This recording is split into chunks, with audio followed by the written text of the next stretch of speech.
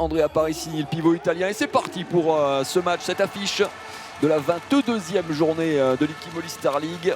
Et sur le papier, peut-être qu'on attendait ces deux équipes en début de saison un peu plus haut.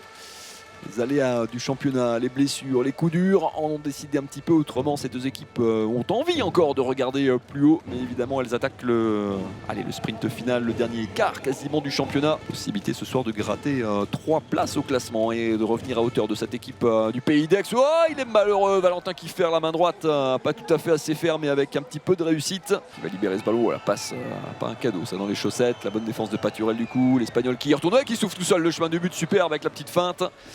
L'appui sur sa gauche et la défense qui a mordu dans la feinte. On recule, la bonne défense des Aixois bien en place, avec les bras bien hauts, très actifs, ça coulisse pas mal, pas beaucoup d'espace au pivot. Et le superbe tir à la hanche avec beaucoup de malice alors que c'était bloqué d'un petit peu partout. Scooba la balle jusqu'à l'aile, il aurait pu le prendre, il a fait le tour du défenseur, superbe, impeccablement joué ça. Un geste qu'on voit pas très souvent. Superbe joueur à avoir joué. Scoob qui essaye de déborder la défense. Rodriguez, l'extra passe jusqu'à Richert une nouvelle fois. Et le duel gagné. Quel arrêt! Quel arrêt de José Baznik. Incroyable. Il est allé la chercher du pied de la main. Il y avait tout très haut et la réponse de l'autre côté. Oh, le poteau qui sauve Valentin Kieffer décidément. Dans la deuxième moitié de cette première mi-temps. Petersen, le bras droit qui s'oppose. Une deuxième chance pour Rodriguez. Oh, il l'a touché Baznik ce ballon. Mais le Brésilien qui prend le meilleur et pour la première fois de la soirée, Chambéry prend 3 longueurs d'avance. Quelques mauvais choix, quelques balles perdues pour l'instant. Il y a des blancs qui tentent d'accélérer, une balle jusqu'à l'aile. Il a eu peu de ballons pour l'instant. Celui-ci est au fond, Gabriel Lush.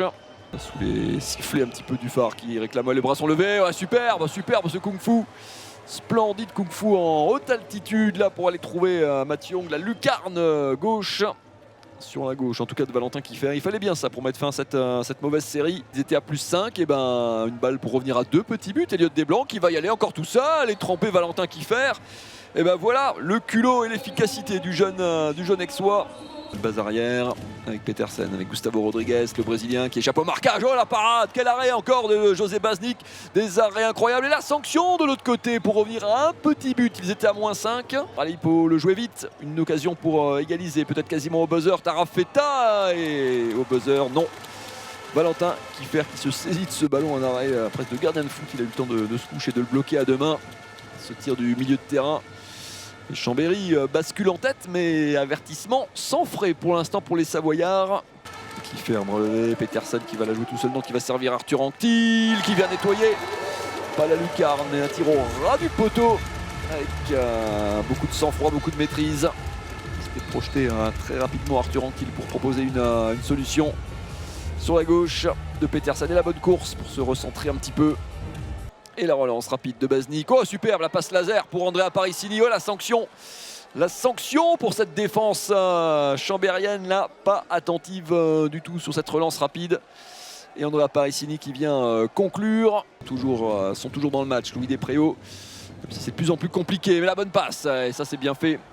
Alors que les solutions au pivot sont compliquées, la bonne course d'Adrian Casquero pour venir se placer dans le dos de la défense. Et Bunk qui est chaud comme la braise, il est sur 3 parades consécutives face à Gabriel Lush.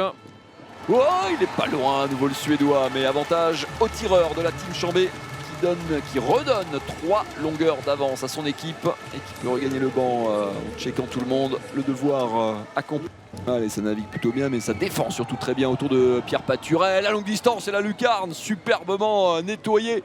Encore un gros tir dans cette partie. On va basculer dans les 5 dernières minutes de cette partie. Rien n'est fait. Évidemment, Lucas Vanek qui joue le 1 contre 1 aussi. La bonne passe jusqu'à l'aile, pas beaucoup d'angle. Le kung-fu, superbe.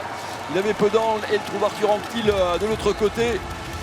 Splendide, la combinaison, le bon coup d'œil et l'exécution parfaite pour les Savoyards avec un peu moins de 3 minutes maintenant. Et Kieffer qui finit par s'incliner quand même sous les coups de boutoir de Gabriel Lush. Et une balle de match quasiment entre les mains parce que plus 4 en 2 minutes c'est déjà très compliqué. +5, ça serait la fin très certainement.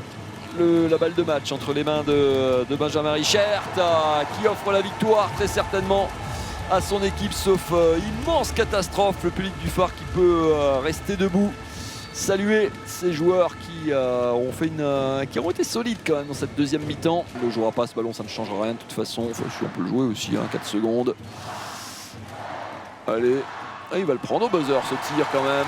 Ah, il est trop tardif, ça ne changera rien au score ni à l'avantage particulier récupéré par la team Chambé qui peut célébrer cette victoire. La revanche du match aller. Ils reviennent à hauteur des joueurs du PAUC.